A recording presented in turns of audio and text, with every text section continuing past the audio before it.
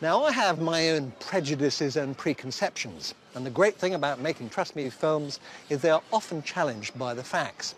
Now, at the moment, there is one subject that I am really passionate about, and I'm dying to get to the bottom of. Until 7 years ago, it was quite normal to see people smoking away in restaurants and pubs. Then it was banned. Now, cigarettes in public places are making something of a comeback, albeit with a twist. This is vaping, using an electronic cigarette to produce a nicotine-rich vapor instead of burning tobacco. But are they bad for you? In the last 2 years alone, the number of people using them has trebled to over 2 million. They're legal inside most public buildings, and you can even see people vaping in offices. The debates rage about their possible effects on our health. It's a very emotive subject, so I want to look at the evidence from a medical point of view. The first thing to understand is that smoking and vaping are very different. Smoking burns tobacco to release a large dose of addictive nicotine very quickly. But nicotine's not the major problem. Alongside it comes a cocktail of around 4,000 toxic chemicals, increasing the risk of cancer, heart disease, and other serious illnesses. Electronic cigarettes heat up a cartridge of liquid to form a vapor, which can be inhaled instead of smoke.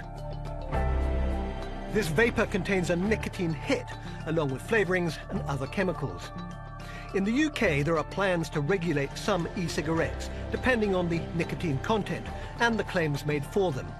This should ensure tighter controls on what they contain. Now, the manufacturers of e-cigarettes obviously claim that they are much safer than normal cigarettes. But are they? We thought it'd be interesting to test normal cigarette smokers and those who use e-cigarettes and find out exactly what's going on inside their bodies. We've taken samples of saliva, urine and breath from a range of vapors and a group of smokers. And we've done the same test to look at the risks of passive vaping. First, nicotine levels. We found that vapors get a similar dose of nicotine to smokers. Now for the test on the real nasties. Carbon monoxide, associated with heart disease, and acrolein, associated with cancer and lung problems.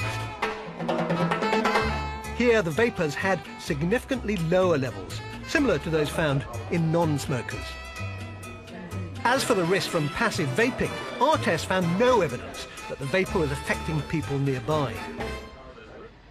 Despite the evidence from our small-scale tests and other bigger studies, I still can't quite get rid of my gut feeling that because cigarettes are so harmful, there might be some hidden dangers lurking in e-cigarettes. Professor Peter Hayek, director of the Tobacco Dependence Research Unit at Queen Mary University of London, has been looking into e-cigarettes in detail. Electronic cigarettes have only been around for a short while. Is there some long-term risks we are not aware of? I think we can't exclude it altogether. I suppose some of the flavorings in e-cigarettes may turn up to be a danger. There may be risks for some people with lung issues. I think they are unlikely. If there is a danger, it's likely to be a small fraction of a danger of smoking. What about the addictive qualities of nicotine? Because obviously they're still getting nicotine, they're not getting the other toxins. Are there dangers associated with that?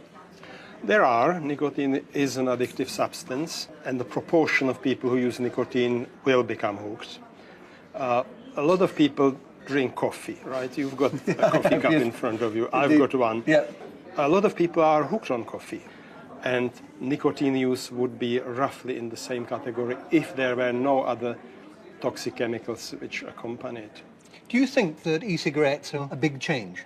I think they could be a revolutionary change. I think they have a potential to basically eradicate smoking-related disease and death on the population scale. What I've seen and heard in making this film is beginning to make me rethink my opinion about e-cigarettes. But their effects on our body are only part of the picture. There are fears that allowing widespread use of e-cigarettes would make the consumption of nicotine an everyday sight again. Already there are stories of children as young as 11 trying them. The British Medical Association is calling for a ban in public places.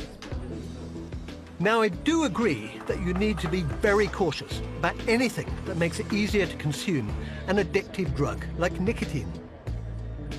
But considering cigarettes kill half the people who use them, if I was a cigarette smoker, I'd certainly give e-cigarettes a go.